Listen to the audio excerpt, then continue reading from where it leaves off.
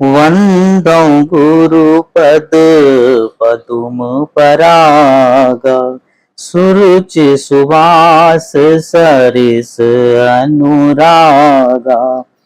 अमिय मूरि मैं चूरन चारु, समन सकल भव रुज परिवारु।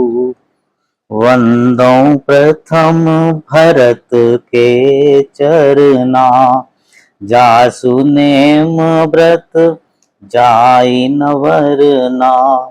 राम चरण पंकज मन जासु, लुबुध मधुप इव तजई न पासु।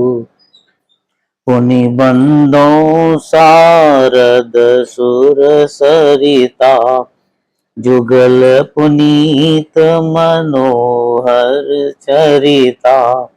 मंजन पान पाप हर एका, कहत सुनत एक हर अविवेका। गुरु पितु मात महेश भवानी, प्रणवौ दीन बंधु दिग्न दानी। बिन सत्संग विवेक न होई, राम कृपा बिन सुलभ न सोई। बरनौ पवन कुमार, खलवन पावक ज्ञान धन। जासु हृदय आगार, बसई राम शर चाप धर। मंथरा कैकेयी की मुँह लगी दासी थी। रामचंद्र जी का जब राज तिलक होने वाला था तो देवताओं ने सोचा कि अगर राम अयोध्या के राजा बन गए तो राक्षसों का विनाश कौन करेगा, उनके दुख दूर कौन करेगा। इसलिए उन्होंने देवी सरस्वती से अनुरोध किया कि वे कोई ऐसा उपाय करें जिससे राम का राज तिलक न हो पाए और वे राज्य को त्याग कर वन को चले जाएं, ताकि देवताओं का कार्य सिद्ध हो। देवी सरस्वती ने देवताओं का हित करने के लिए कैकेयी की मंद बुद्धि दासी मंथरा की बुद्धि फेर दी और उसे अपयश का भागी बना दिया।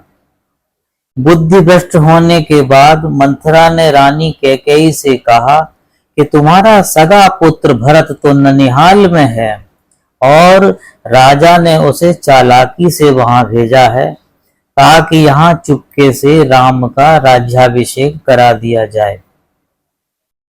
कौशल्या तुमसे जलती है क्योंकि राजा का तुम पर विशेष प्रेम है। इस राज्याभिषेक के बाद तुम्हें राम की मां कौशल्या की दासी बनकर रहना पड़ेगा और अगर तुम ऐसा नहीं बनना चाहती हो तो राजा से वो 2 वरदान मांग लो जो तुमने अब तक नहीं मांगे हैं। तो भरत का राज तिलक और दूसरा राम को 14 वर्ष का वनवास।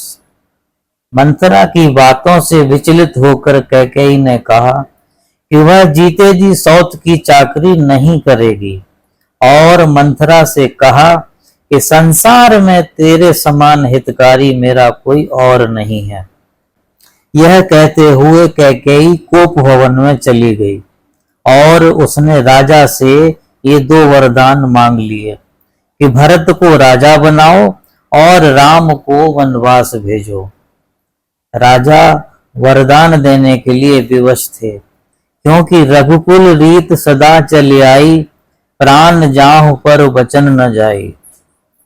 दशरथ जी ने कहा कि भरत को राजा बनाने वाला वरदान देने में कोई समस्या नहीं है क्योंकि राम को राज्य का लोभ नहीं है, लेकिन राम तो उनके जीवन की आस है और उन्हें देखे बिना जीवन संभव नहीं है। इसीलिए कैकेयी राम के वनवास वाला वरदान न मांगे, अन्यथा वे जी नहीं पाएंगे। लेकिन कैकेयी अपनी जिद पर अड़ी रही, क्योंकि देवी देवताओं की यही इच्छा थी। अब इस कहानी से हमें क्या सीख मिलती है? इस कहानी से हमको यह सीखने को मिलता है कि विनाश काल जब होता है तो बुद्धि विपरीत हो जाती है। इसलिए हमें हमेशा बुद्धि का इस्तेमाल करना चाहिए।